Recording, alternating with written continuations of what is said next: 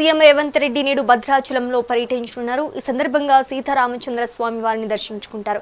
కుటుంబ సమేతంగా ప్రత్యేక పూజలు నిర్వహించనున్నారు. ఆలయ విస్తరణకు ప్రభుత్వం కేటాయించిన 351 కోట్లతో తొలి దశ అభివృద్ధి పనులకు సీఎం భూమి పూజ చేయనున్నారు.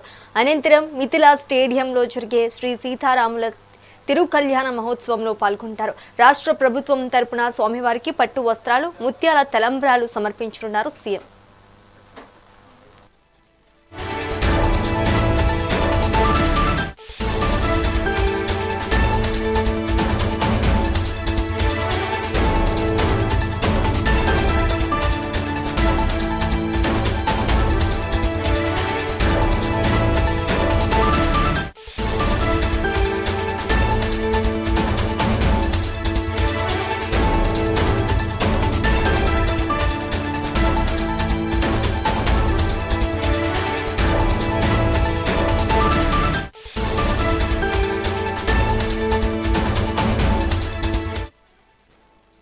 సీఎం రేవంత్ రెడ్డి నేడు భద్రాచలంలో పర్యటించనున్నారు. ఈ సందర్భంగా సీతారామచంద్ర స్వామి వారిని దర్శించుకుంటారు. కుటుంబ సమేతంగా ప్రత్యేక పూజలు నిర్వహించనున్నారు. ఆలయ విస్తరణకు ప్రభుత్వం కేటాయించిన 351 కోట్లతో తొలి దశ అభివృద్ధి పనులకు సీఎం భూమి పూజ చేయనున్నారు. అనంతరం మిథిలా స్టేడియంలో జరిగే శ్రీ సీతారాముల తిరుకల్యాణ మహోత్సవంలో పాల్గొంటారు. రాష్ట్ర ప్రభుత్వం తరపున స్వామివారికి పట్టు వస్త్రాలు, ముత్యాల తలంబ్రాలు సమర్పించనున్నారు సీఎం. ఇక ఇదే అంశానికి సంబంధించి మరింత సమాచారం మా కరెస్పాండెంట్ అందిస్తారు. ఉషా, చెప్పండి.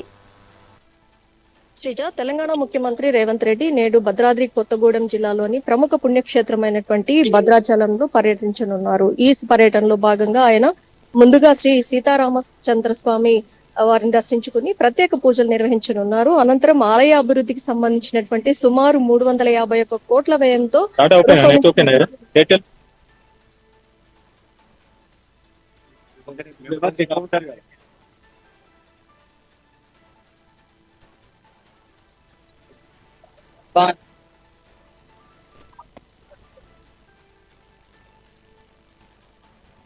భక్తులకు మెరుగైన సౌకర్యాలు కల్పించడమే లక్ష్యంగా ఈ విస్తరణ పనులు చేపట్టనున్నారు. దీని తర్వాత మిథిలా స్టేడియంలో అత్యంత వైభవంగా జరిగే శ్రీ సీతారామ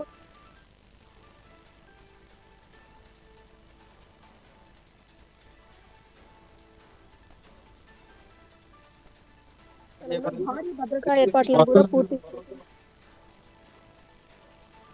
ఏడాది సీతారాముల కళ్యాణానికి సంబంధించి సీఎం విజిట్ చేయడము, ఆ తర్వాత పట్టు వస్త్రాలు, తలంబ్రాలు ఇవ్వటం మానవాయితీకి వస్తున్నటువంటి సంప్రదాయంలో భాగంగా సీఎం కుటుంబ సమేతంగా భద్రాద్రి సీతారాముల కళ్యాణ వేడుకలకైతే హాజరయ్యారు. ప్రస్తుతం అయితే తలంబ్రాలు అలాగే పట్టు వస్త్రాలు కూడా సమర్పించనున్నారు.